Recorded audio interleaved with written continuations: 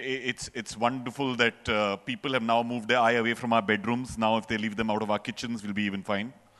Things will be great. So welcome to WPP BrandZIndia 2018. For the last 5 years, many things have changed here, but the messenger remains the same, albeit a little more colorful this year. I wanted to maybe available for Instagram posts for friends.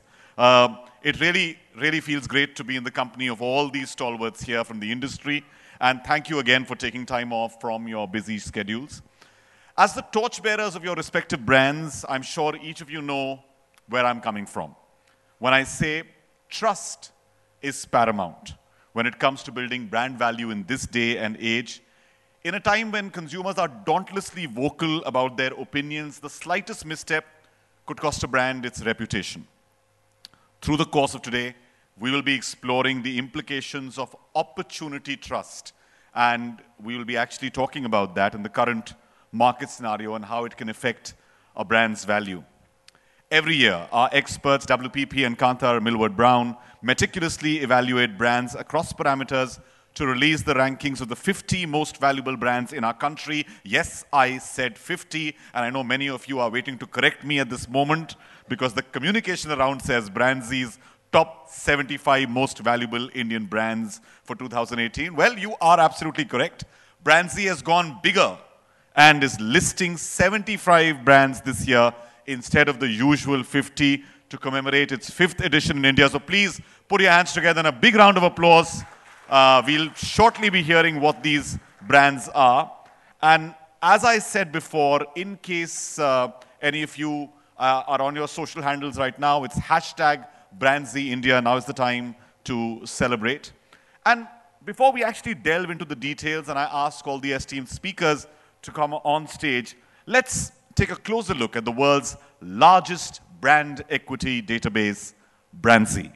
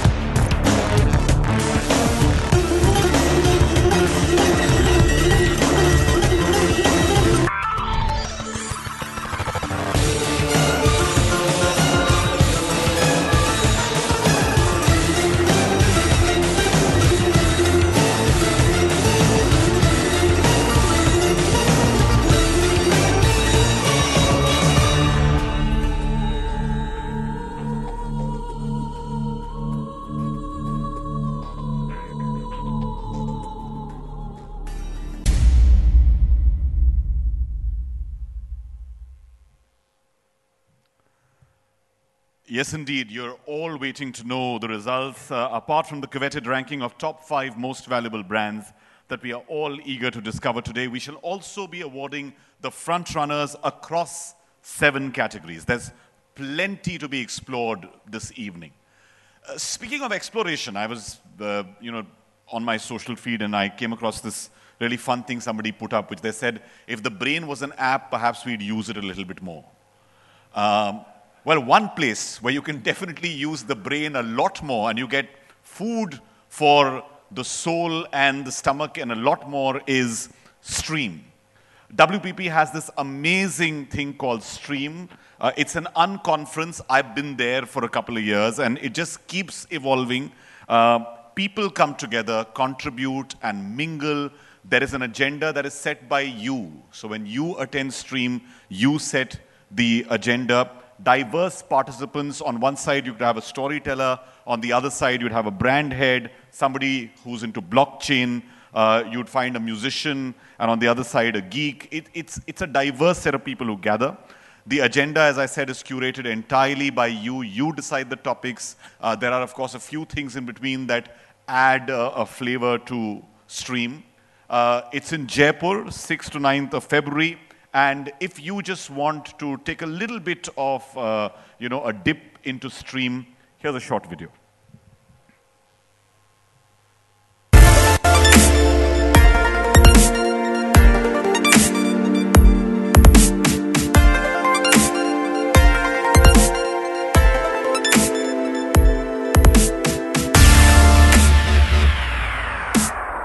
Superb. Technology. Rhythm. Exhilarating. Amazing. Marvelous. I think the way it's been done, it's a great concept. It was really, really inspiring.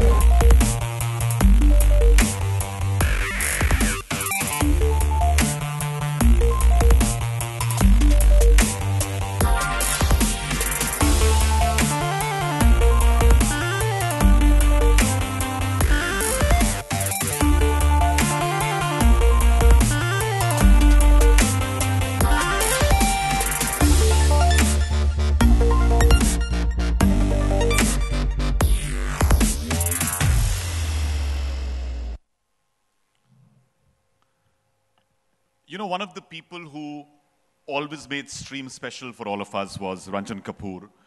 He was the architect of many great things at WPP, a great support for Stream, for everyone who was part of the advertising and marketing fraternity, a leader and a mentor. Sadly, he left us for perhaps a less hectic world on the 27th of January this year. We wanted to use this occasion to play a short tribute to Ranjan. So ladies and gentlemen, here's a tribute to Ranjan Kapoor.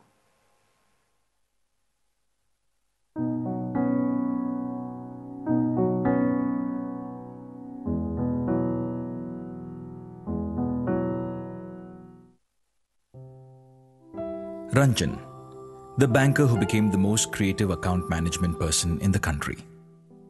Ranjan has had fantastic experiences with Ogilvy around the world. He's created the revolution of the kind that is legendary all over the world. From a steady, profitable, solid agency, he converted that into a steady, solid, confident, dynamic, and a creative powerhouse that went on to become the #1 agency in terms of size and in terms of the multi-offerings that Ogilvy made to its clients right through the time. He retired from Ogilvy after a 38-year stint in 2004 and took the role of country head WPP India. And then, in October 2017, he became the chairman. As the head of WPP operations in the country, he was the driving force behind setting up BrandZIndia. Ranjan is widely credited for changing the face of Indian advertising by putting creativity at the forefront. And I was able to bring our people along because the hype and hoopla created around the business environment was so significant that it impacted on the way we felt about ourselves. But he is known more for bringing a human approach to leadership. He was the boss who was more comfortable being a friend and a mentor and backed his team with all his heart and soul. In 2008, he was honored with the Lifetime Achievement Award by Advertising Agencies Association of India. But the biggest award he received during his distinguished career was the love and respect of not only his juniors and friends, but also of his peers. And the fact that if we can call anyone the godfather of Indian advertising, it will be undisputedly him.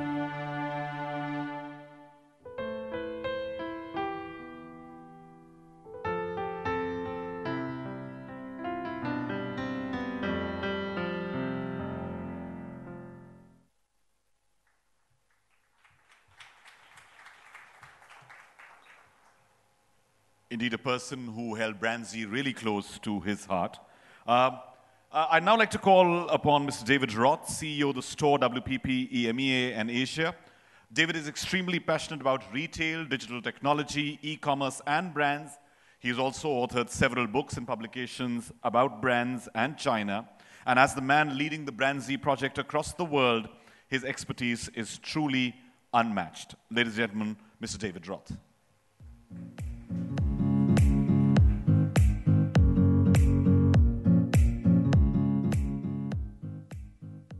Well, thank you very much indeed. It's a pleasure and an absolute delight on behalf of all of us at WPP to welcome you here today. And it is, of course, very sad that Ranjan is not with us here as he usually would be. BrandZ is very special. It's exclusive to WPP. It now contains about 5.1 billion individual data points that helps all of our WPP companies and our clients right across the world delve deep now into brands and how we as consumers relate to them. And now with the big data tools that we have across the group, we're able to really get to the nuggets of pure gold and pure insight in terms of our relationships as consumers with brands. And we're going to explore some of those during the course of this evening. And you'll be able to read a lot about them in terms of the report. In a sense, timing is everything. 5 years ago, when we first thought of doing a brand valuation of Indian brands, before that we'd just done global brands and Chinese brands. Just before we launched, Prime Minister Modi was elected. And I think we all, both internally within India and externally, thought that maybe a change was about to happen. And I think that's probably happened in one form or another. And I was looking back at the introduction that I wrote to the first BrandZ Top 50 Most Valuable Indian Brands, and I made a promise in that introduction, which always seems a good idea when you do it, but when you look back and see whether we've actually met the promise that we said we were going to do, it fills you with a little bit of trepidation. The promise that I made to everybody is that we at WPP would use the knowledge that we will create in terms of doing this brand valuation project and the insights to help everybody in India help grow their brands to become even more successful and even more valuable and even more profitable and even more respected by and valued by their customer base. And I hope over the course of the last 5 years we've met that promise. And I hope that over the course of the coming years, we'll exceed that as well. At the World Economic Forum in Davos in February, we launched the Best Countries study. And I know last year I talked a little bit about that. So I just want to update you on a couple of new things that we put into that study and that we spoke about at Davos. That study, of course, is done in conjunction with Y&R and BAV, and US News and Wharton Business School. And we see two very interesting themes that were emerging. The first was an evolution of actually what the definition of leadership is. And by leadership, I mean us, company leadership. And the second was an amazing amount of fragmentation and uncertainty that's going on in the world. And that leaves us as brand builders and brand creators significant opportunities to operate in. So, to put it into context, there is definitely a leadership crisis right across the world. And this study was done in 80 different countries with opinion formers, with CEOs and business leaders, and with politicians. 82% on average of people right across the world believe that there's a leadership crisis today. And that's pretty much the same, 82 in India as well, pretty much on parity. There's been much debate about trust. And 61% of people right across the world believe that private companies are much more trusted than governments to actually take care of their needs. And that's even greater in India at 73%. There's been significant talk about whether CEOs and business leaders right across the world should become really vocal on social issues. And our study is quite unequivocal. People around the world now expect us as business leaders to be much more vocal on things that aren't necessarily related to business, but are related to the world and how we live our lives today. And that is a massive 82% here in India. In fact, it's the highest percentage of any country in the world. And perhaps most disappointing for me, coming from Europe, only 25% of us in Europe believe that the world is a safe place. And here in India, that's specifically significantly higher at 63%. For the very first time in this study, we also looked at the perceptions of global leaders. And I'm really pleased to say that whilst Donald Trump probably gets the least liked, every presentation should have a cheap Donald Trump joke. This is it, you can relax after this. Although he's very polarizing. That's not to say he's not a very strong brand, by the way. But I'm pleased to say that Modi is now seen as a very respected leader on the global stage. And the same with perceptions of CEOs. In the top ranking perceptions of global CEOs, we see two massive Indian CEOs on the list. India is very much now, I think, from the outside looking in, playing a much more active, a much more involved, and a much more welcome part in the global stage. Of course, 5 years makes you sort of think. And I thought, well, what's happened in the last 5 years? Let's take a quick look. 2014. Scotland votes to remain part of the United Kingdom. European economies look poised to slide into their third recession in 5 years. Narendra Modi wins and leads the BJP to an historic victory in India's parliamentary elections. The first party in 30 years to win an absolute majority of seats. Oil prices crash from $100 a barrel to just $60. ISIS declares an Islamic caliphate. Russia annexes the Crimea. European spacecraft Rosetta lands on a comet. Facebook buys WhatsApp for $19 billion. Facebook buys the Indian startup Little Eye Labs. $5 billion invested in Indian startups in 300 plus deals. Chinese President Xi visits India to announce major investments. 2015. China devalues the RMB amidst economic slowdown. The EU rejects Greece's demands for austerity relief. Negotiations on Iran's nuclear program produces a deal. China abandons the one-child policy in favour of two. US interest rates rise for the first time since 2008.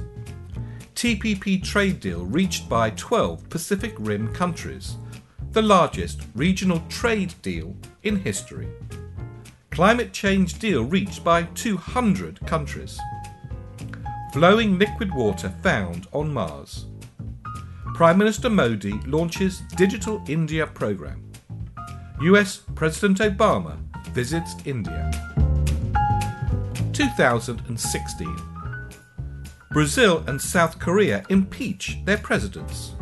The TPP deal flops. Britain votes to leave the European Union.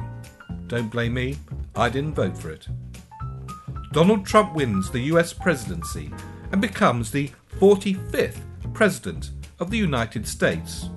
Yes, it's true and not a dream. World top Go player defeated by artificial intelligence, AlphaGo.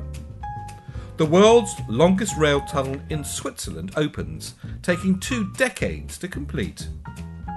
Boxing icon Muhammad Ali dies. New 2,500 rupee notes released. In the aftermath of demonetisation, banks and ATMs across India face severe cash shortages. The Indian government immediately withdraws the 501,000 banknotes. New notes issued to the nation. Political uproar caused. Indian goods and service tax bill passed. The Supreme Court of India orders cinemas to play the national anthem before films. 2017. Britain triggers Article 50, initiating leaving the European Union. Growth picks up 10 years after the Great Recession started. Stock markets hit record highs. China's President Xi named his second 5-year term. US cancels participation in the Trans-Pacific Partnership. The US withdraws from the Paris Climate Agreement.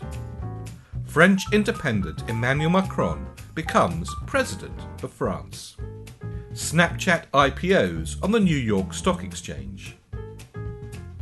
Dangal becomes the first Indian film to earn 2,000 crore worldwide. Annie Divya, 30-year-old Air India pilot, becomes the world's youngest female captain of a Boeing 777. Indian goods and service tax comes into force.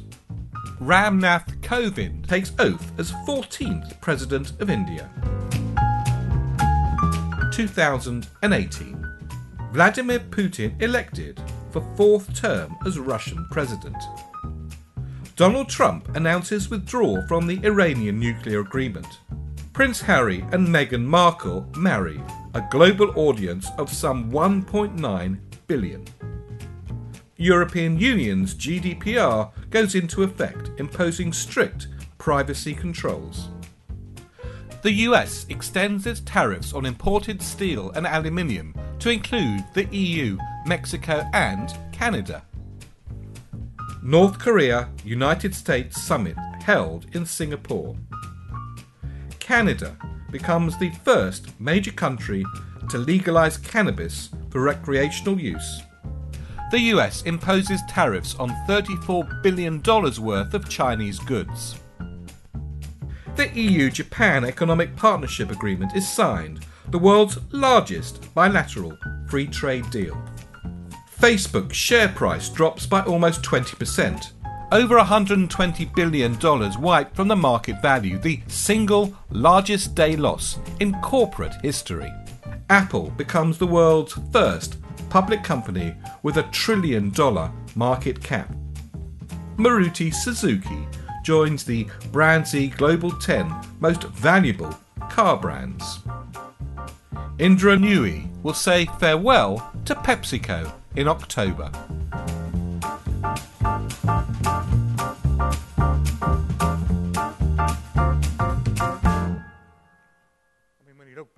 When you look back at it, it's amazing what's happened in just a 5-year period.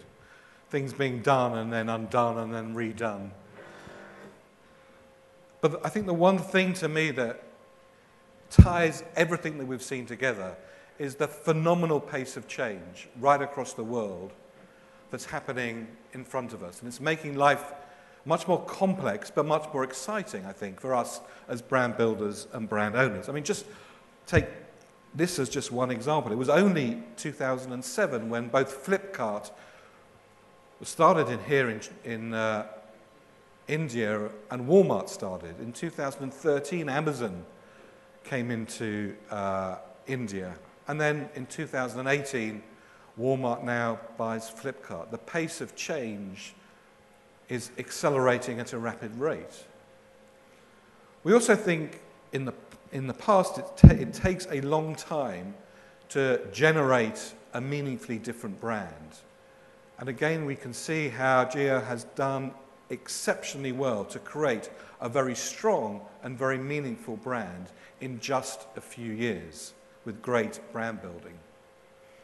One of the things that ties all of that again together is innovation and the importance for all of us to innovate fast and quickly, but not innovation for innovation's sake, but for innovation that makes a true, a meaningfully different way to our consumers. And for the last few years, we've been at WPP running an innovation tour to the land of innovation, the startup nation, Israel. And we invite you all to join us on this tour in 2019. Just take a look at this.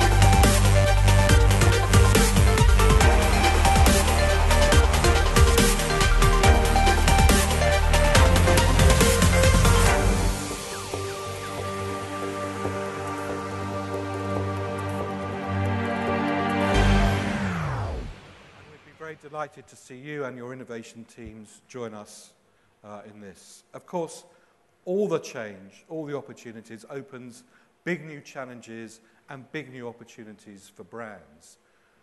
What comes out absolutely clearly from our 2018 evaluation of the top 75 most valuable Indian brands is actually people are embracing brands more than they ever have done before here in India.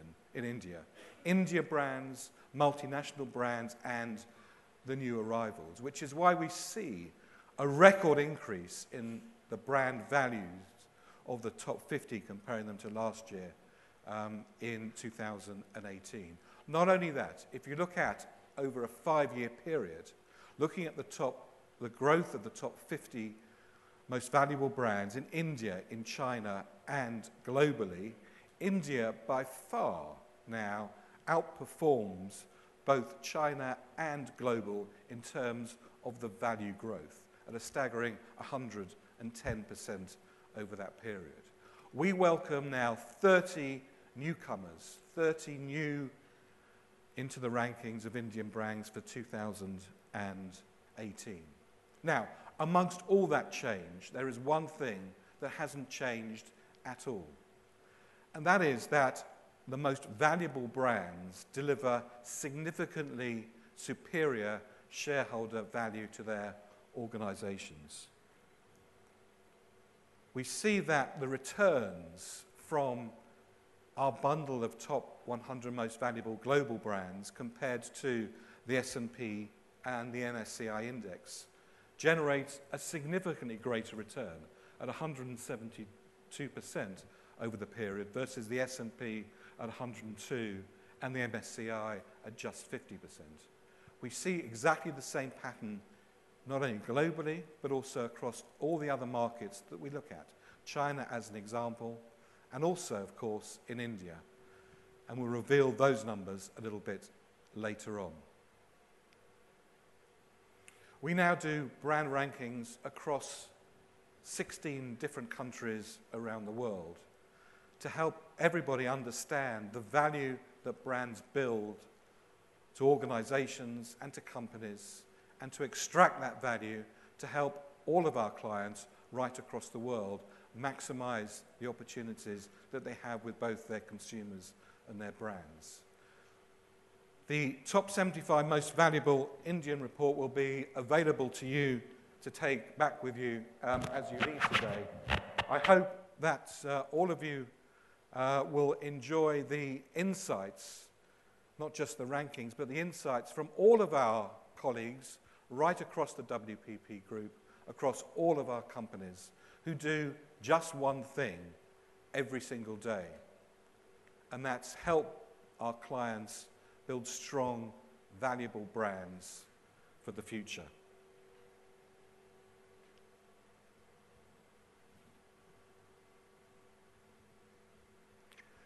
I know that everybody has their own Ranjan Kapoor story, and I'm very proud that the report today and today's event is dedicated to the memory of Ranjan Kapoor. In my religion, we say that the righteous, as they go to heaven, are accompanied by a band of angels singing with trumpets.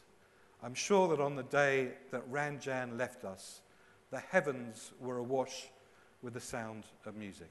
Thanks very much indeed.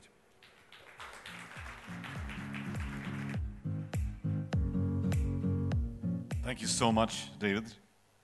You know, I was watching that film of those 5 years going by and looking at how change, really, honestly, you know, old saying, but change is the only constant, which is very, very apparent. And look at how the cycles have come and almost gone. There's so much we're going to be talking about here.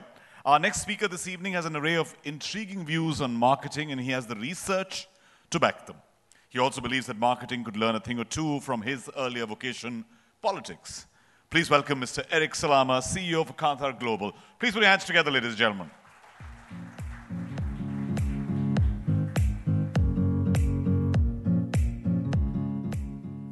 Thank you very much.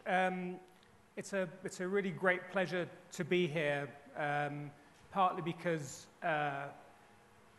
it's really a night where we recognize how India has really taken the lead in many ways in terms of brand building around the world. And you've seen some data from David saying that Indian brands have grown in value more than really any other part of the world. And you'll see in the report later, and you'll hear later as well, that Indian brands are now stronger as a whole than many of the brands that we see in the US or the UK or France or Italy. So the idea that this is a developing market from a brand point of view simply isn't the case. India has really come of age in terms of its ability to build brands, and it's lovely to see. The second reason why it's so nice to be here is that it's the first time since I started coming to India from a WPP and Kantar point of view 25 years ago. It's the first time that no one has wanted to talk to me about cricket. I don't know why, but it's just one of those things that has happened this week as I've spent the week here. But if anyone does want to talk about cricket, I'm happy to do so. I really just want to, I'm here really as a kind of pre-note, maybe just to offer a couple of observations. And I'll do that about the climate that our clients are facing around the world, and then just really pose one question around brand building. Our map as Kantar is pretty straightforward. We start from our clients, and our client situation is that there is growth to be found around the world, but it's coming in uncomfortable places. What do I mean by that? I mean that there is still growth. A lot of our clients recognize that increased penetration is the key to increased growth. But the channels of distribution are changing. Convenience stores are growing in many parts of the world. The traditional trade continues to be very important in many parts of the world. E-commerce is complicating things. German discounters are complicating things. The likes of Costco in certain parts of the world are complicating things. So from a channel point of view, the world is much more complex and harder to grow in than it was 5 or 10 years ago. We also know that from a consumer point of view, it's harder. Most of our clients are looking at an environment in which there isn't one big new thing to do, but actually growth is coming from appealing to lots of individual niches, individual needs, and actually building up a portfolio that meets those individual needs and those individual requirements that consumers have got. So there is growth to be found around the world, but it's much harder to come by. And if you look at the Kantar World Panel data for packaged goods around the world, there's virtually no volume growth around the world now. Most of our clients around the world are getting that growth through price increases. There are very few countries in the world, India's one of them, Brazil is one of them, where there is volume growth. But even across Asia, where volume growth used to be the norm for so many years, that has slowed down quite considerably. So it's a much tougher environment for our clients. And in that environment, they need us as a marketing services company to really step up. So we're very focused on client impact. We know that most of our clients are not increasing their research budgets around the world. They need us to do a lot more with the money they invest with us. And a lot more means much more focus on impact, which can come through different ways. It can come through better insights. It can come through really joining up with other creative agencies and media agencies to make sure that the insights really do drive much better media planning, more effective media planning, better creative, having everything joined up. It comes from actually joining up the brand and the shopper and trade side of things. It comes from having much stronger deliverables, which really help clients change opinion within their organization. But the focus has got to be on more predictive, more real-time insights, which really have an impact on our clients and help them be successful. And from that point of view, in the same way that innovation is so important to our clients, innovation is our lifeblood. We were very proud to be voted the most innovative research and insight company in the world 3 months ago. We're very focused on ensuring that that innovation is simply packaged up and delivered to the end client consistently around the world. So we start from this idea that growth is there, but it requires a very different approach from our clients. Now, what does the BrandZ story really tell us? And you'll hear more of this in just a minute. But you'll see that, and you've seen it from David, that investing in branding really does deliver shareholder return, and we've got all of the evidence for that. We know that building brands is at its heart an emotional connection that people are building. Of course, there needs to be a rational underpinning to it, but many clients have concentrated on the functional at the expense of the emotional. Great brands are built through both. We know that around the world. We know that innovation is so important. And innovation can come in lots of different ways. We've seen some wonderful examples in India where packaging innovation has really unleashed consumer spending, and it's really helped consumers get more value from the products. We've seen innovation across the supply chain really making a big difference. We know from all of the work that we do around the world that innovation, big and small, is really the single biggest unlocker of being able to charge higher prices. So the strategy towards premiumization, the strategy of more unit pricing, really has innovation at its heart. Very, very hard in this environment to push through price increases without there being genuine value for the consumer, and a lot of that comes through innovation in lots of forms. We know that purpose is so important, and I can't think of a company globally that has really done more around purpose and putting purpose at the heart of the way that it goes about business than Unilever, and it's therefore a great pleasure to welcome our next speaker when I sit down. But recognizing that brands and corporations aren't simply about making more money, that they have to have a purpose which really resonates with their customers is so important. And the whole trust debate that we're talking about, again, goes to the heart of really companies' ability to build strong brands and realize shareholder value. And trust comes not just from always doing the right things, it comes from being authentic, it comes from being human, it comes from recognizing the mistakes that we have. If I think back 2 years to the problems that Nestle went through with Maggi, and you then look at the way that that company reacted in such a transparent, human, customer-focused way, and when you look at our data, Maggi's trust index is as high now as it was pre-crisis. So it's not just about what we do, it's how we react to adversity. And we know that great advertising is part of the picture. Great advertising makes a huge difference, and seeing Piyush on that video reminds us of how important creativity is in building great brands. But it's only part of the story. And so much more comes from the experience and the relationship that people have with their clients and their customers. And I say all of these things because all of you are experienced senior executives, brand custodians. I don't think there's anything in what I've said that is new to you. I don't think that any of you don't recognize the importance of innovation or emotional connections, or the importance of trust.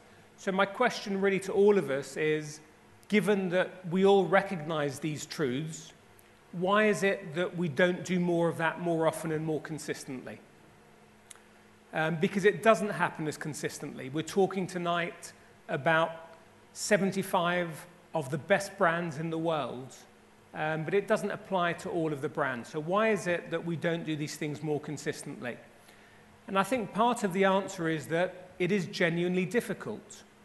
We look at a demand cycle in terms of the way that we think of things from a Kantar point of view, which really starts from a category vision, a brand strategy, innovation, brand experience, a go-to-market and execution strategy, having the capability to do all of these things.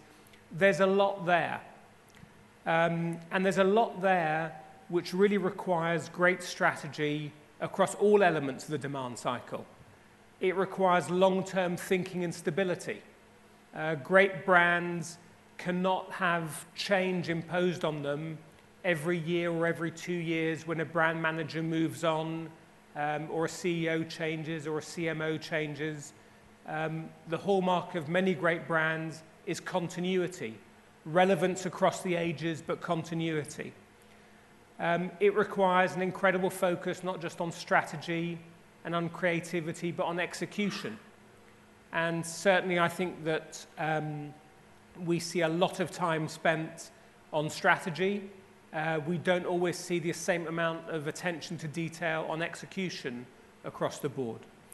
And in this world that has become so much more complex, it requires great simplicity, because it's simplicity that cuts through internally within an organization, it cuts through with marketing services partners, it cuts through in terms of customers and consumers. So it's a hard thing to do. And that's really our challenge. I think we know so much about how to build great brands. It's not an easy thing to do, and it really requires all of us, client side, agency side, to partner together to have that kind of consistency of purpose, the simplicity in terms of the way that we work together to really execute against that.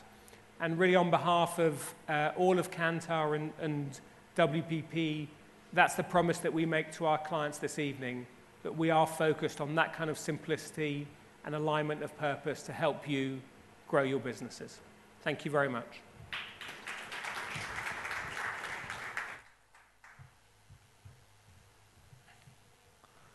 Thank you so much, Mr. Eric Slama.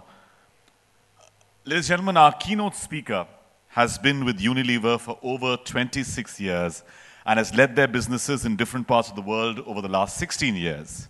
Here to share his insights regarding Opportunity Trust, please join me in welcoming Mr. Sanjeev Mehta, Chairman and Managing Director, Hindustan Unilever Limited, on stage. A big round of applause.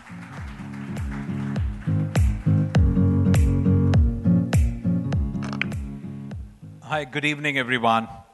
And thank you, WPP and Srini, for inviting me today.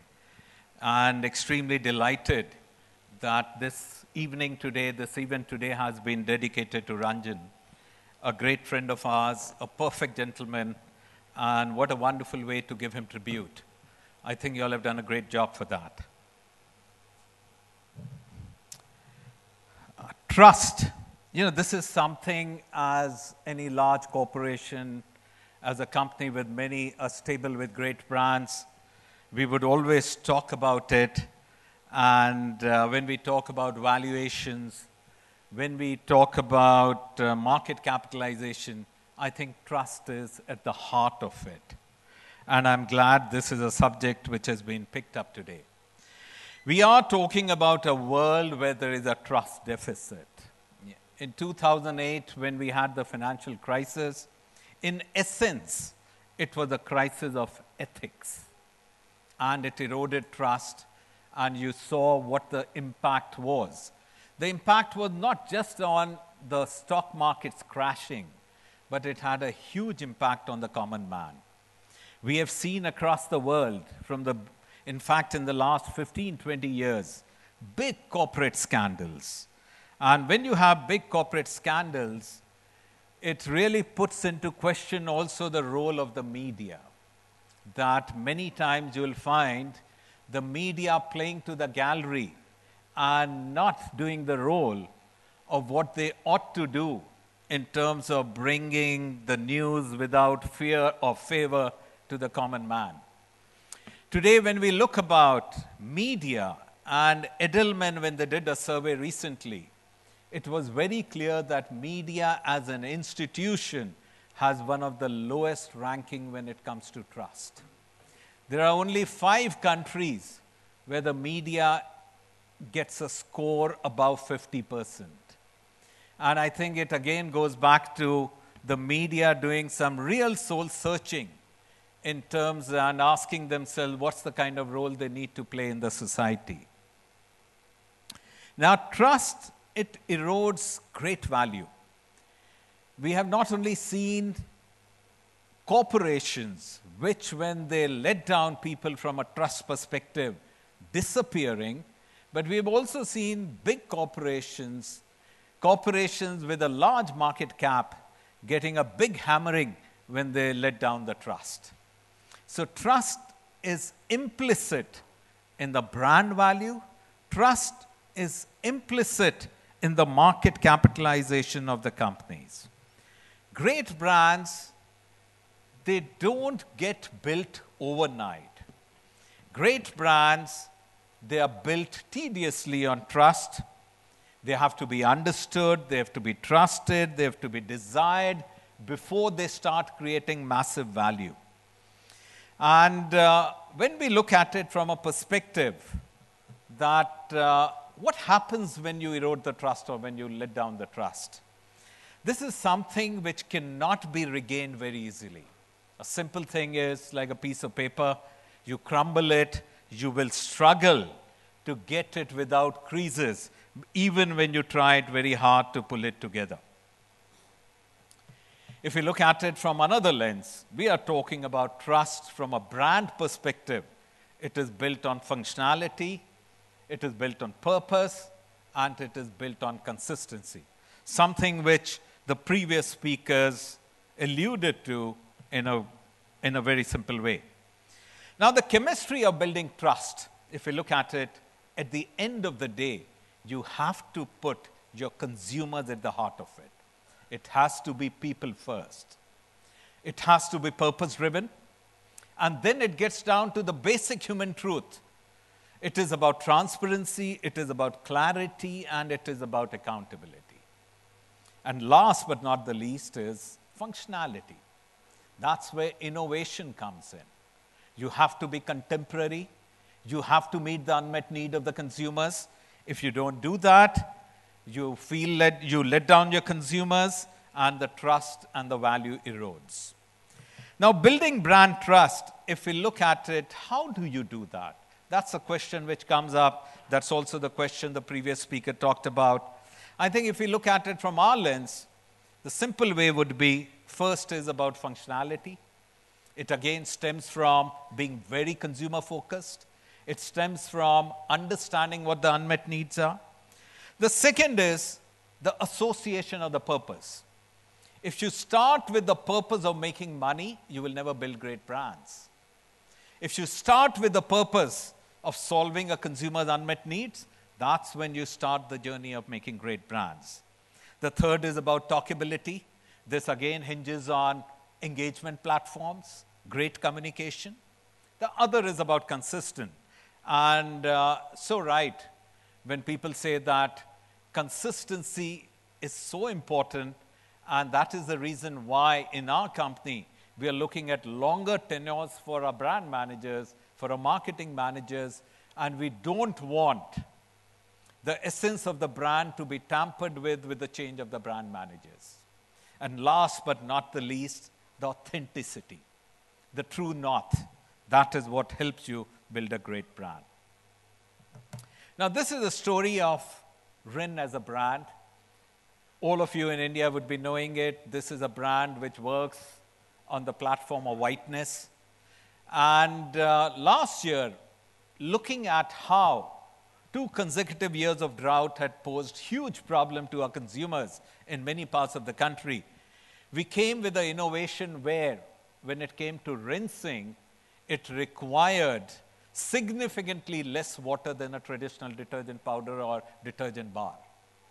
Now, with maintaining the same kind of clean, maintaining the same kind of whiteness, but requiring significantly less water was a big innovation.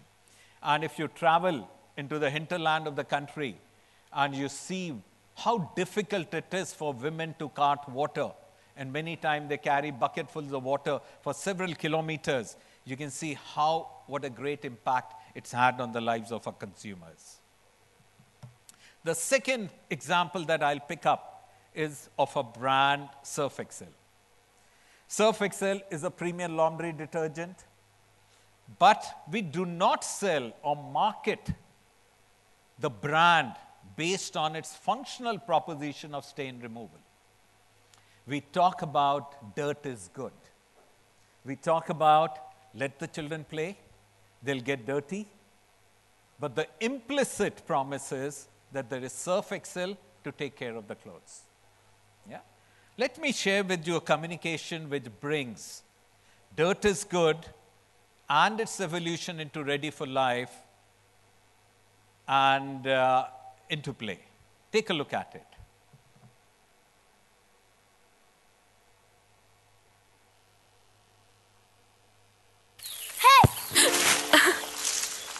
मेरा बेटा Athar football का बहुत बड़ा fan है। हमारे यहाँ की team में सिलेक्ट नहीं हुआ, लेकिन जिद नहीं छोड़ी उसने। फिर एक दिन, मम्मी, मैं टीम में सिलेक्ट हो गया। अरे वाह, वेल डन। तो तो अब वो नए football shoes? Of course, deserve करता है वो। अब चाहे कुछ भी हो जाए, प्रैक्टिस कभी मिस नहीं करता।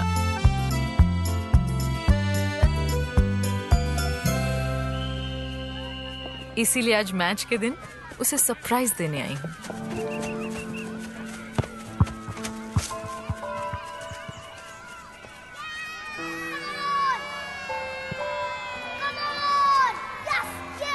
अथर्व टीम में था ही नहीं, तो फिर वो नए शूज, वो रोज की प्रैक्टिस, क्यों, किस लिए?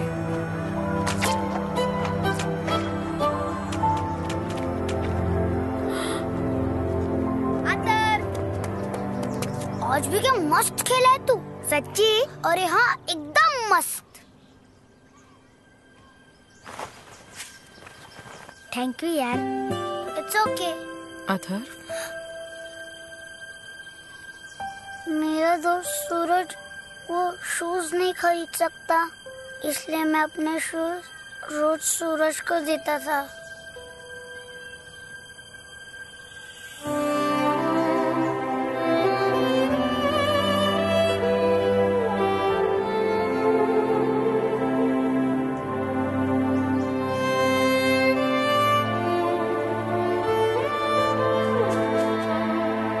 थैंक यू यार।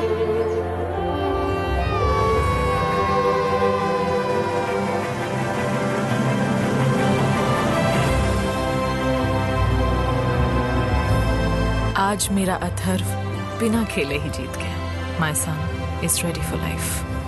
Surf Excel believes sharing helps children get ready for life.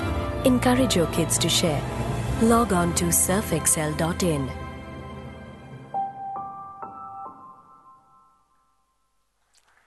Now, Surf Excel, not surprisingly, is our largest brand.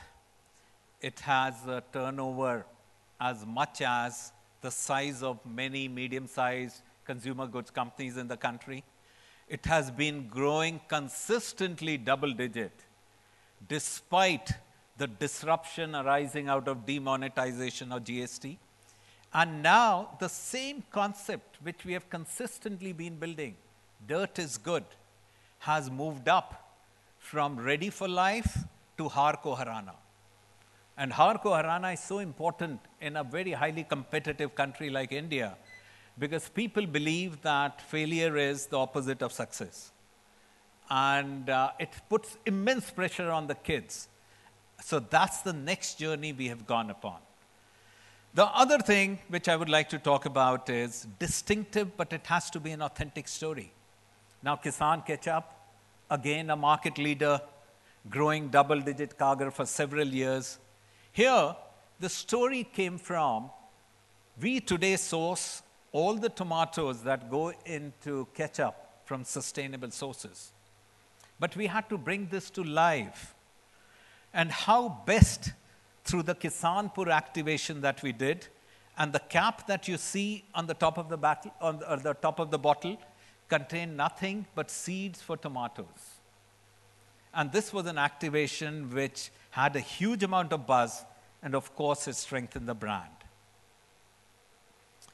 Talkability, Lifebuoy, one of the largest brands in skin cleansing or the personal wash category. And this was such a famous story, which was stamping the rotis during the Kumbh Mela. That is what you need to do. It has to be in sync with the essence of the brand, and it has to make an impact. But it again goes back to what is the purpose of the brand. And that again tells you the story about how you build great brands in today's world. Consistency over time, I'll pull a great example. Brooke Bond, as a brand, is over 100 years old. And this is what Arthur Brooke talked about when he launched the brand 100 years back. He talked about good tea, unites good company, exhilarates the spirits, opens the heart, banishes restraint from conversation, and promotes the happiest purposes of social intercourse. This was 100 years back. And let me now share with you a film talking about how 100 years hence we have been consistent and true to the purpose of the brand through Swad Apnepan Ka. Take a look. चाबी नहीं मिल रही। अरे यार, वो उसका जाएगा। मैंने चलते हुए बैग में रखी थी। बैग में डाली थी तो कहाँ चली गई? हवा निकल गई उसकी। ढंग से देखो नहीं यार। चाबी भूल गए आप? जी? आइए ना, हमारे यहाँ इंतजार कीजिए। अब नहीं, हम ठीक है। देखते रहो उसको, इसको बाहर सुनिए, मैं चाय बना रही हूँ, आइए। करो फोन ताले वाले। चाय की बहुत अच्छी खुशबू आती है इसके घर से। आती होगी।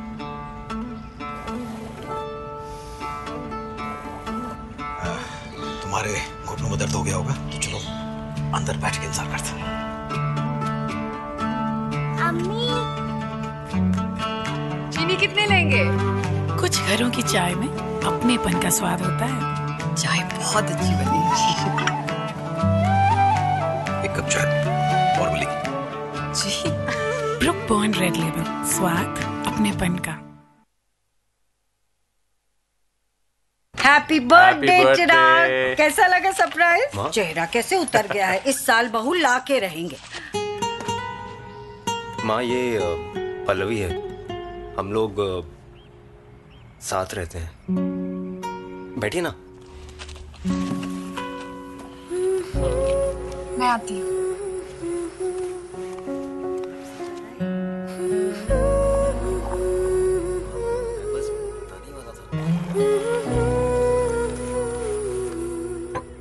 अरे, इन्हें डायबिटीज है। आंटी, ये बिना चीनी वाली है और ये 2 चम्मच वाली आपकी।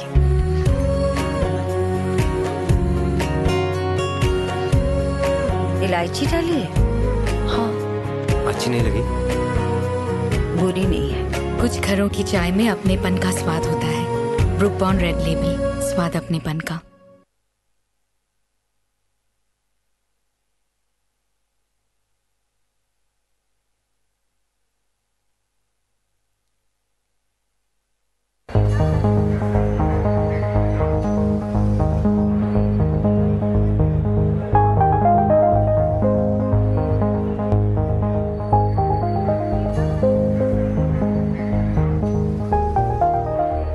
ऑफिस से घर जा रही थी तो मैंने देखा स्टेशन पे ये बोर्ड लगाया हुआ है, फ्री चाय। मुझे ज़रा सरप्राइज लगा, इसके लिए मैं अंदर गई और सामने वो लेडी आके बैठ गई। मुझे पता नहीं था कि करना क्या है। वो चाय कंपनी वाले लोग बोले कि आप जाके लोगों से बात कीजिए, पर मैंने सोचा कि कॉल गर्ल लोग से कौन बात करेगा। का ऑफिस यहाँ है आपका? हाँ, यहाँ आईटी भवन के बाजू में है मेरा ऑफिस, इंश्योरेंस का। आपने लिया इंश्योरेंस? नहीं, मेरे को इंश्योरेंस नहीं समझता है। उसमें क्या समझने की बात है, मैं बताती हूँ ना आपको। कहाँ रहते हैं आप? मैं कमाडीपुरा। जब मैंने बोली उनको कि मैं कमाडीपुरा से हूँ तो वो सोच के थोड़ा हिल गए और मुझे लगा कि अभी वो उठ के चले जाएंगे। मैं जाने वाली थी, मैं वहाँ पे रुकने वाली नहीं थी, लेकिन ऐसे चाय आधा छोड़ के जाना भी इंसल्टिंग लगता है ना। किस तरह का इंश्योरेंस लेना चाहिए? हेल्थ इंश्योरेंस लेना चाहिए आपको। क्यों, मेरी लाइन की वजह से? अचानक से जब उसका ये क्वेश्चन आया तो मुझे भी लगा कि शायद मैंने जो उसको बोला वो उसको बुरा लगा होगा शायद। मोस्ट ऑफ लोगों को तो हमारा स्टाइल देख के ही पता चल जाता है कि मैं कॉल करूँ। आपको पता नहीं चला क्या? पता तो चला, लेकिन दिन में ऐसे इस टाइप का कोई। तो किस तरह का इंश्योरेंस लेना चाहिए मेरी लड़की के लिए? बेटी है आपकी? जी हाँ, 12 साल की, स्वर्णा। ओके, ये देखिए उसके पीछे। स्वर्णा प्यारी लग रही है। हाँ, बहुत प्यारी है उसकी बेटी, मेरी प्राची की जैसी। ऐसे नॉर्मली कॉल गर्ल कोई बोलती तो शायद मैं नहीं बात कर पाती उससे, लेकिन जब बात की तो पता चला कि वो भी मेरे जैसी वर्किंग वूमन है। और जैसे मुझे मेरी बेटी के एग्ज़ाम की टेंशन रहती है, वैसे उसको भी उसकी बेटी के एग्ज़ाम की टेंशन है।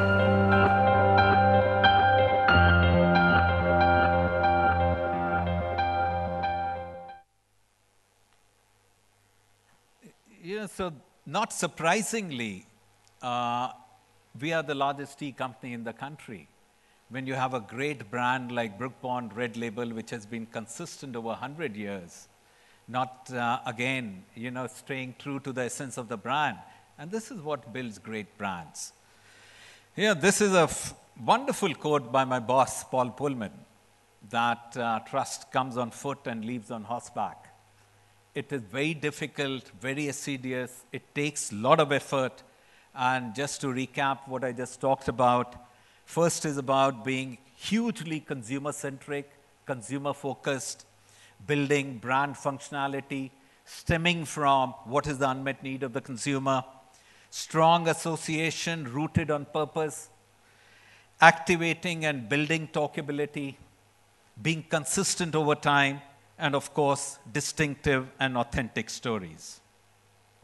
Now, what's the business case for purpose? Now, research very clearly indicates that 50% of people wants to buy brands that are more sustainable. Today, when you look at across the world when the research is being done, people want to know which is the company behind the brand. And while people talk about they're willing to pay a premium for sustainable brands, it might be an intent today, but I'm absolutely certain that the intent will get converted into purchase in a very short period of time. Because there is increasing consciousness. People are very keen to know what is the role, not only the brand, but the company behind the brand is playing in the society. The assumptions which go at the root of the purpose are, first, you need to have a long-term focus. You cannot start by having a quarterly approach to building a brand. The second is, you have to have a multi-stakeholder model. It is not just your consumer, but if you, in the process, you meet the needs of the consumer, but end up destroying the environment, you will not be able to build a valuable brand. And the third very important thing is, it is not just about creating a value, but very importantly, the values which you preach and you live by.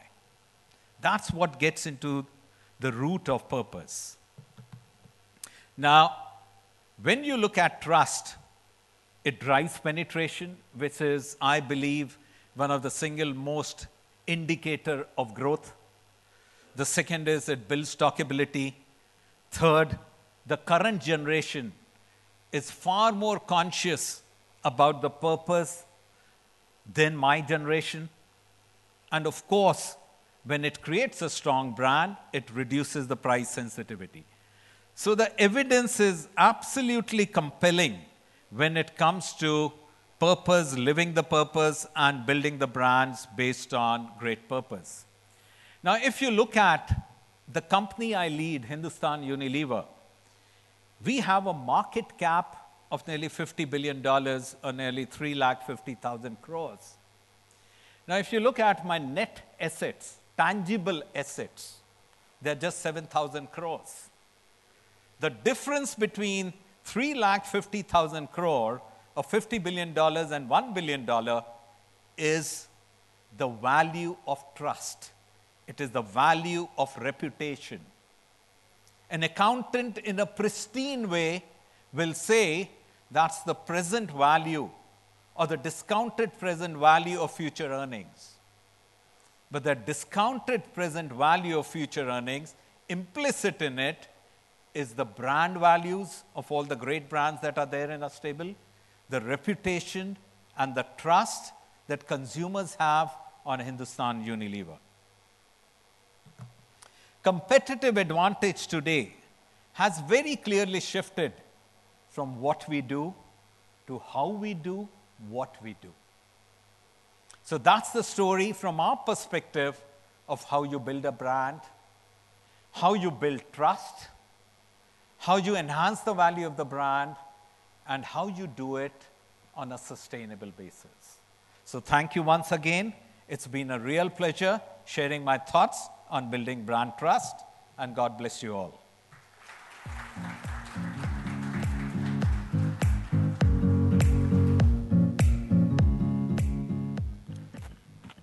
Thank you so much, sir. Ladies and gentlemen, before we go on to the unveiling and the awards ceremony, our next speaker has diverse experience over 2 decades across sectors and industries. He'll take the stage to share the highlights of the BrandZ 2018 report. Please welcome on stage Vishik Talwar, Managing Director, Kantar Millward Brown, South Asia. Please put a big round of applause, ladies and gentlemen, everybody. Good evening, everyone, and thank you for making time to come here. I'll be sharing some of the insights that have emerged from the latest report. It's been 5 years since we've been holding the BrandZ. A lot has changed in these 5 years.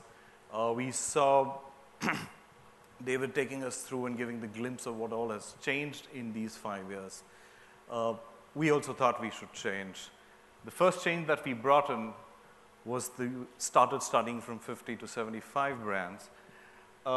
India is a fairly unique country in terms of the array of brands we have. We have the international brands, we have local brands, and we have real good solid brands.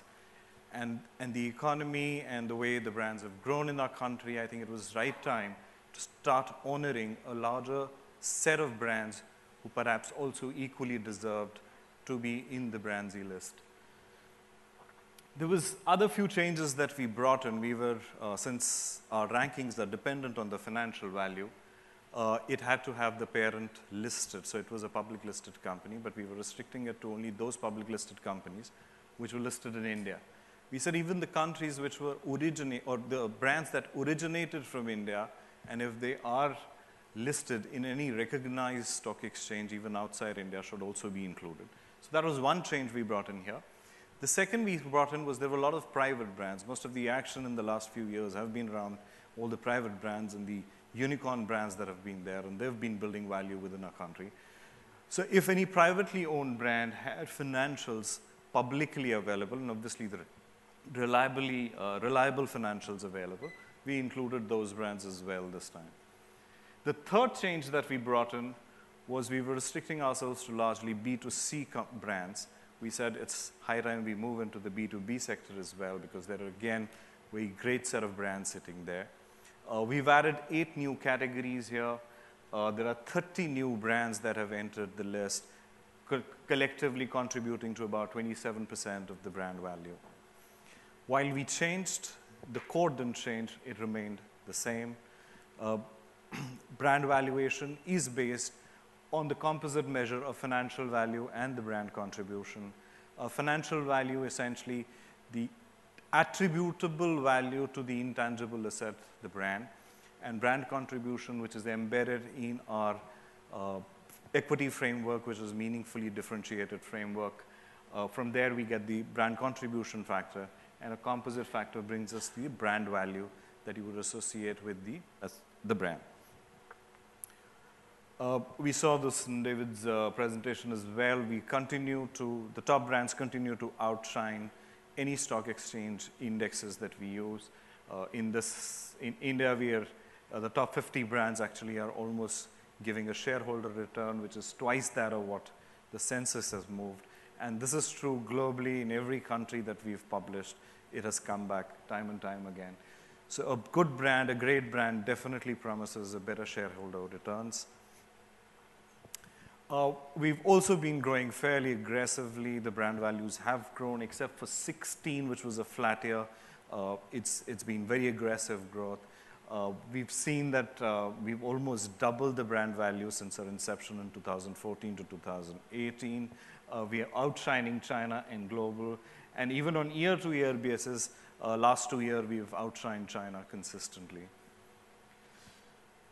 What has also not changed is the relevance of our equity framework, which is meaningful, which is essentially how relevant the brand is to the consumers, both in the functional sense or the rational sense, as well as emotively. Different how uniquely it stands away, how much of a trendsetter it is, or salient, which is to what extent is the mental availability and how well it is mentally entrenched in the consumer's mind. All the brands which are in the list are consistently higher than the ones that they've exited, again validating the same fact that all the three pillars of our equity are equally relevant even in today's day and age. So here are the top 75 brands, what we've been waiting for, not in any order. A round of applause for all the brands that made to the list. Congratulations.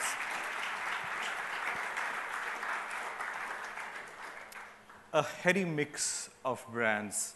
You've got financial sector, you've got CPG, you've got packaged goods, you have got food and beverages, we have telecom here, we have technology here, we have automotive, great automotive brands here, entertainment sector equally in this list. So every category, every nook and corner, a well representation of great brands that constitute India, that are part of the Indian setup. And these are the 30 brands that have entered the first time into our list of evaluation. Again, you'll see great unicorns sitting here, which was, of course, because we extended our definition. We have B2B brands here as well, which have entered here. So congratulations to all these great brands which have made it to the list, and best wishes to them that they continue to find a place in our listing, because to be there is equally tough.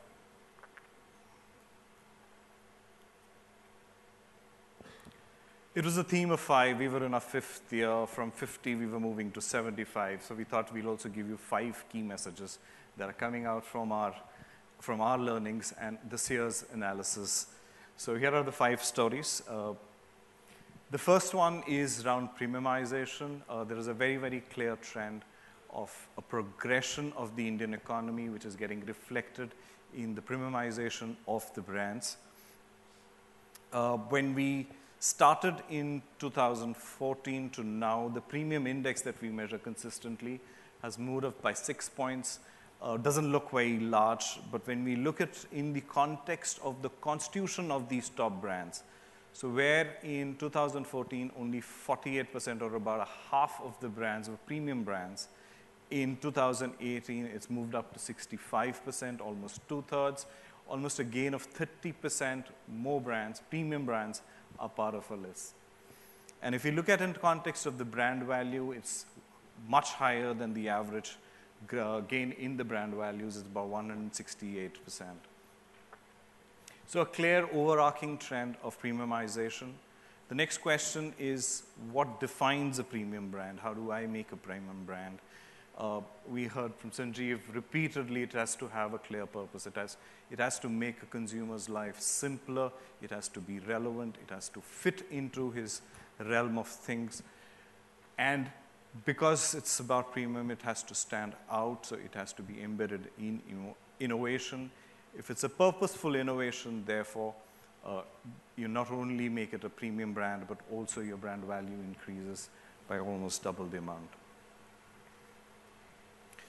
Just as an example, Tanishq does appear repeatedly as one of the most premium brands in our index, one which was an industry where trust barrier was to be first cleared, which happened through the purity guarantee, and then the elegant style communicated through various ways, including their outlets or their associations with movies, and especially the movies where they had the opportunity, which were had the opportunity to establish the elegance and style, and a brand value that has almost trebled in the last 5 years.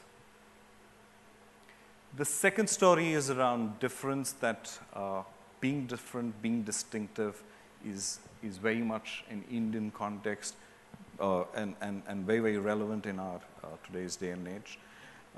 If you look at the composition or what role difference is playing in the Indian consumer's landscape, fast-growing economies do have a larger role compared to a developed economy like UK or US, but India even stands over and above them. So as consumers, we are looking to be different. We are looking for differentiation. We want to stand out. We want to make a mark. We look at the different story also from the context of top risers. Now, you would expect top risers to be ahead of the average gain or brand value.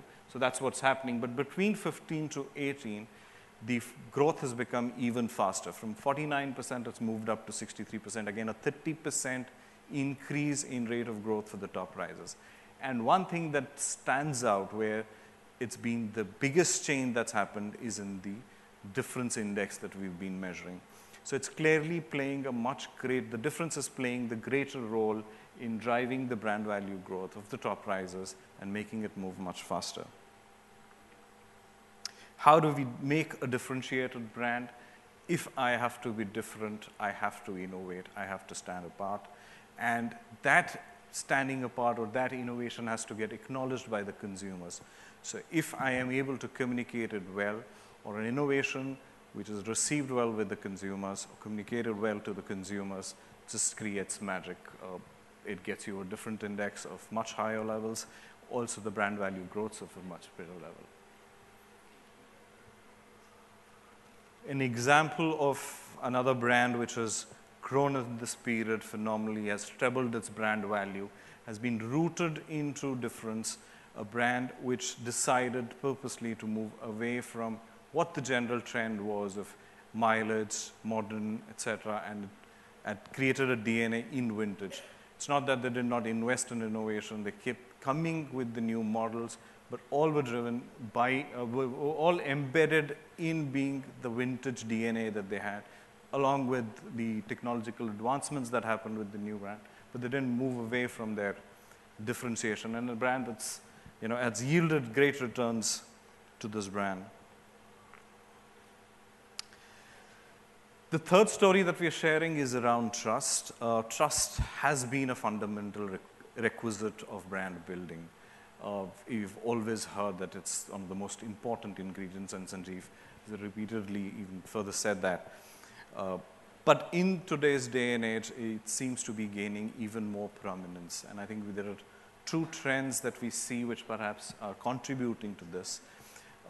Sanjeev also elaborated one of those trends here, that we're all surrounded by a mistrust or a distrust environment, be it fake news, be it scams, scamsters roaming around freely, to we're still waiting for Achhe Din to come. But on the other hand, there is another phenomena that's happened because of the opening up of social media, where I can now triangulate my trust. Earlier, there was communication, was a one-to-one communication, which was between the brand and the consumer. The consumer did not have any way to corroborate whether the quality or the trust in the brand can be done. But through social media, through the review sites, through the e-com, it's now communication is possible. I can look at it, whether it's good enough, not good enough. I can build my trust. And therefore, there is that triangulation phenomena also happening. So what's happened around the trust? Well, in 2014, if I was to segregate the brands by high on trust and not so high on trust, the brand valuation wasn't very different. It was almost the same.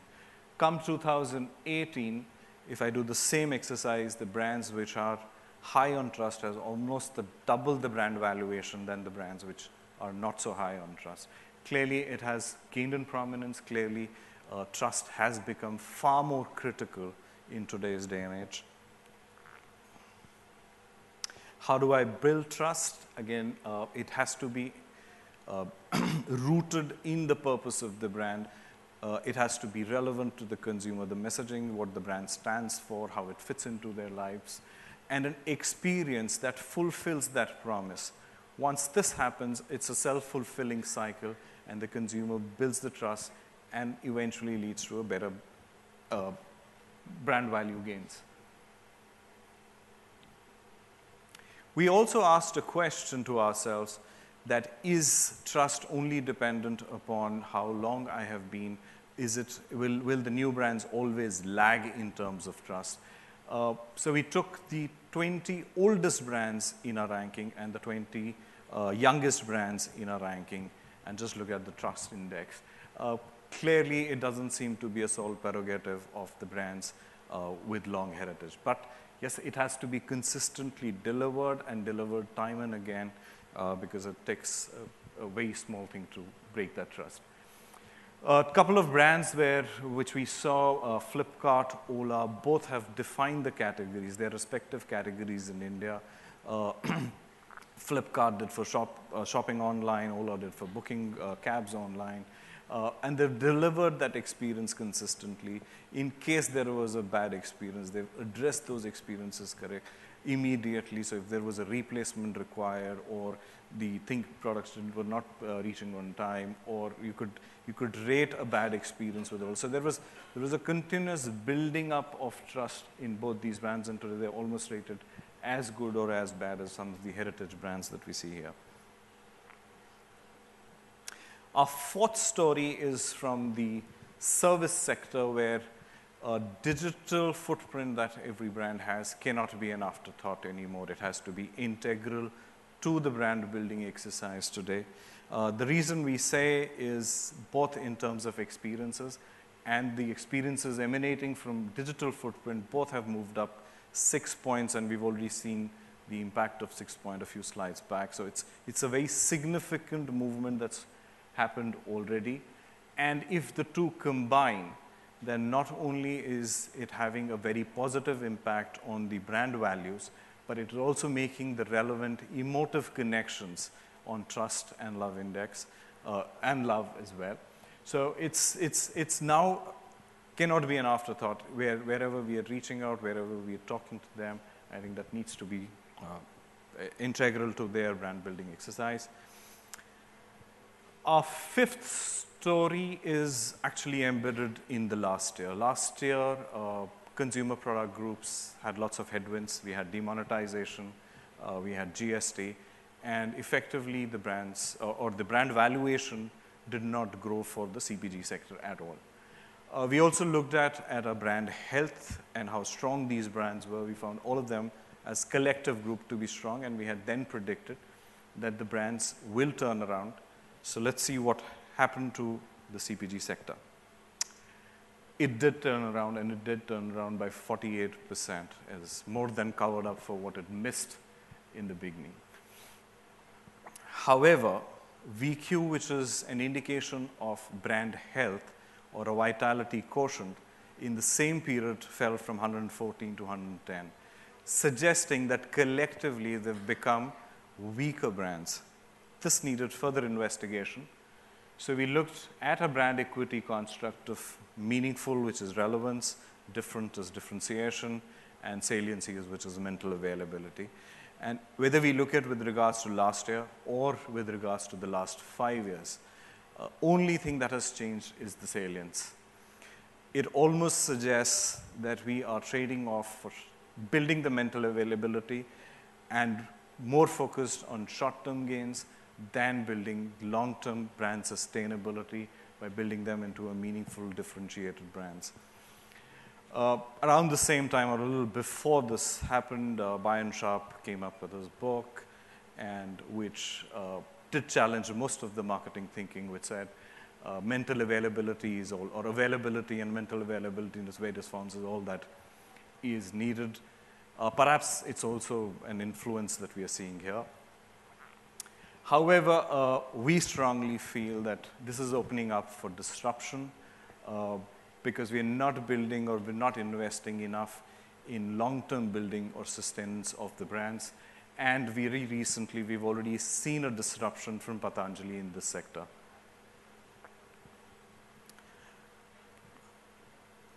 Just to sum up my 5 stories, one, premiumization, that's the overarching trend that we are seeing already. India particularly wants to be different, consumers want to be different, and if our brands have to make a difference, they need to be different. Let's not, focus too much on the short term, equally build the long term. Let's balance the two. Digital, of course, is important in the context of service industry, and we need to keep building.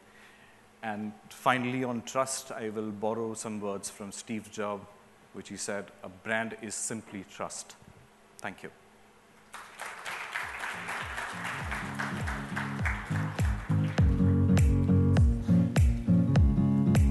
Thank you so much, Vishik. Ladies and gentlemen, it's time now to unveil the category awards. I request David Roth and Richard Ingleton, Group CEO, Kantar Insights, to join us on stage to present the awards.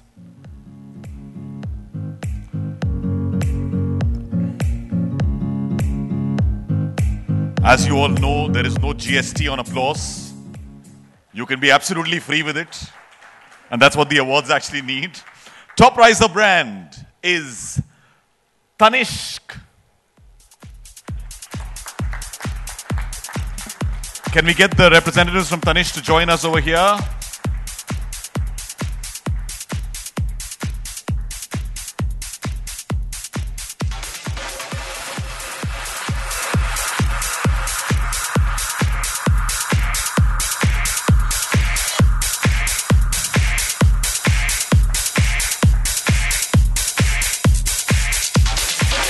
Thank you very much.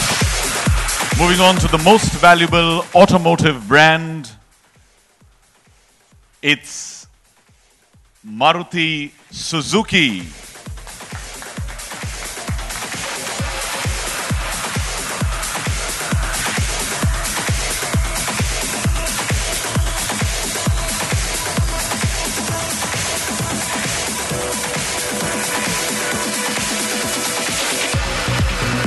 Congratulations indeed. Up next, the most valuable CPG brand, non-F&B, Unilever, Surf Excel. Surf Excel.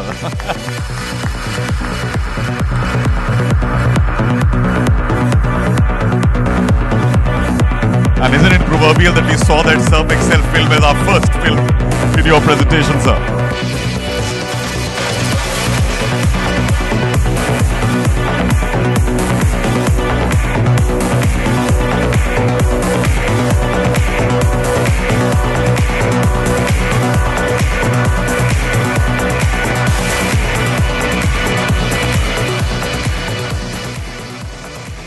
The most valuable CPG brand F&B is Britannia.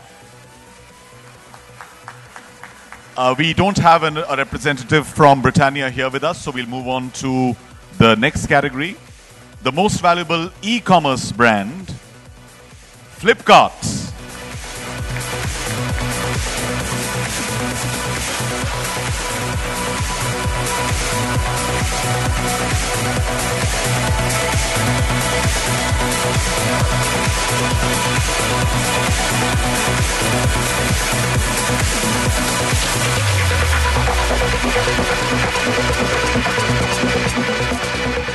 The most valuable tobacco brand is from ITC. It's Goldflick.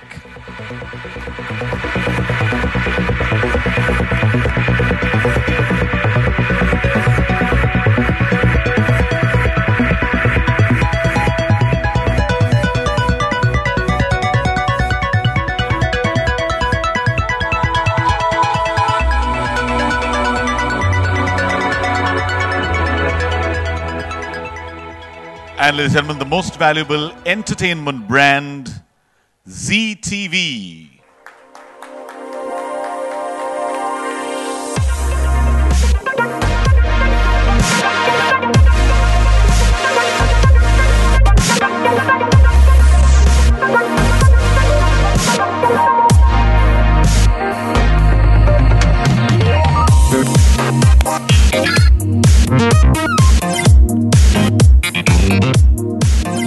Thank you so much, David and Richard, for being here with us. Well, we've just been through the category leaders, but it's time now to take you through those 75 names in a jiffy. Here we have the countdown video, the top 75 most valuable brands.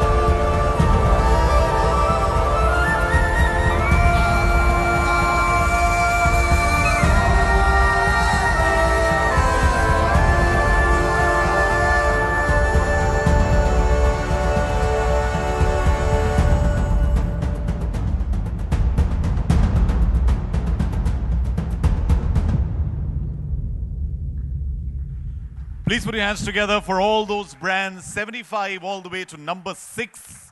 Why did we stop there? Well, ladies and gentlemen, when brands innovate so much, when they spend and toil so hard to win your trust, we thought we should do something really unique to unveil the top 5 most valuable Indian brands of 2018. We're going to unveil them in no particular order, but in a manner that is truly unique. We've got with us someone whose creativity really illuminates the television screens, an Indian creative dance company who won India's Got Talent Season 1. They won the Best Innovative Act for live events twice. They've got the Indian Book of Records for their uniqueness and creativity. And tonight they present to you something absolutely unique. Please do not use camera flashes. That's my only request, as that will hamper the performance. Ladies and gentlemen, we present the YouTube sensation Illuminati, unveiling the top 5 brands.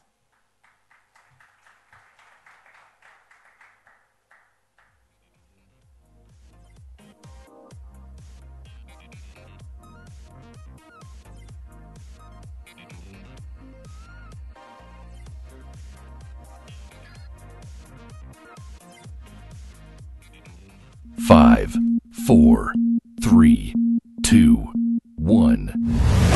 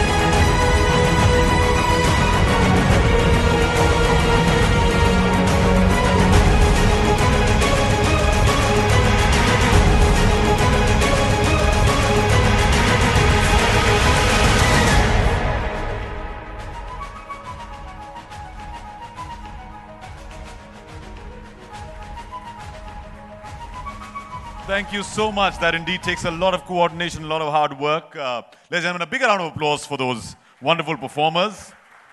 And finally, the moment we've all been waiting for, I'd request CVL Srinivas, Country Manager, WPP India, and Eric Salama, CEO for Kantar Global, to join us on stage to present these top 5 brand awards. You should do that as well. So Eric's going to try his hand at what those people from Illuminati just did. As long as Srini does it as well. Well, okay. In 5th place, the largest Indian banking and financial services company. Please put your hands together for State Bank of India.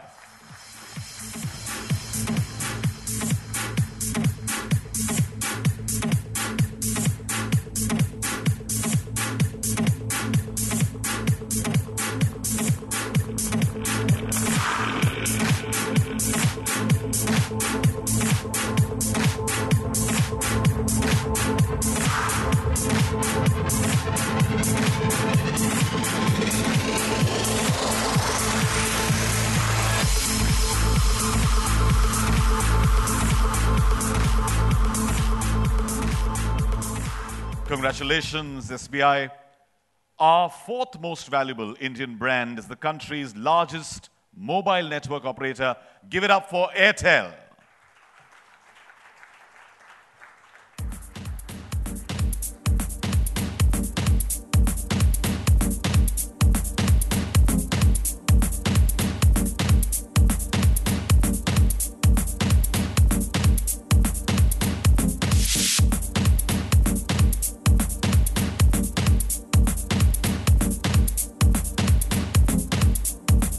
I know some of you are putting out those tweets on the rankings right now. Don't forget hashtag BrandZIndia. That's the hashtag to use.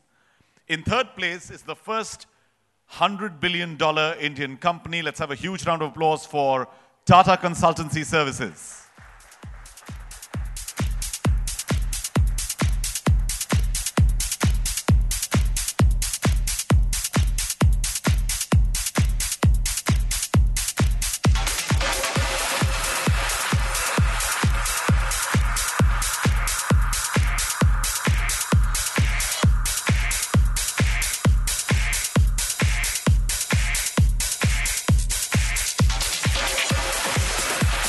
Congratulations. Thank you so much for being here with us.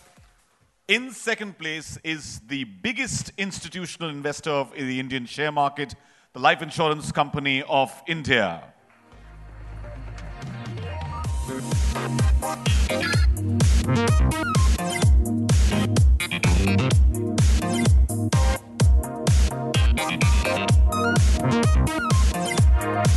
LIC, the Life Insurance Corporation.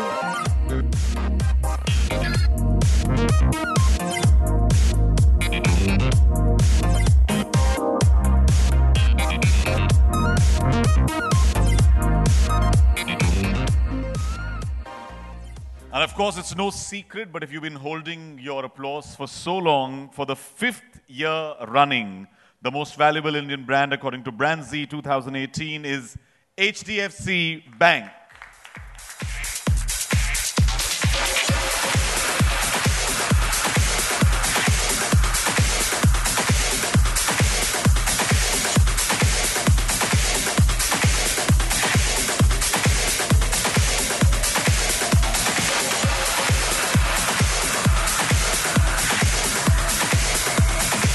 And may I request you to stay on stage, please. Please stay on stage.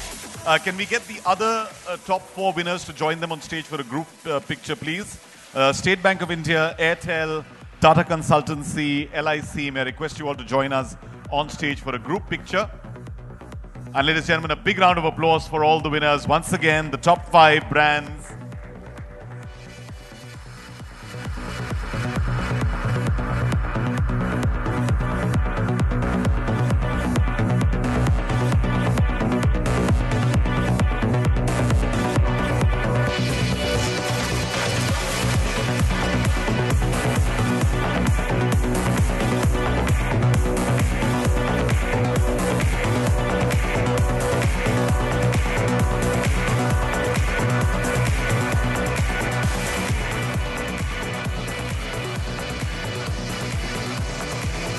This also marks the release of the very insightful BrandZIndia 2018 report. Copies can be collected from the registration counter outside for all the fantastic insights, the rankings, the engaging articles by India's top brand builders. I have a copy here, which if you just want to, with everyone there. Please put your hands together, ladies and gentlemen. On that very happy note, we've reached the end of BrandZ 2018. Deep insights which you can now share with each other as you join us for cocktails and dinner outside. We shall be continuing the celebrations outside. Congratulations to all the brands that won today. Thank you all for joining us, and we look forward to seeing you at BrandZ next year. Thank you once again, and hearty congratulations to all the winners.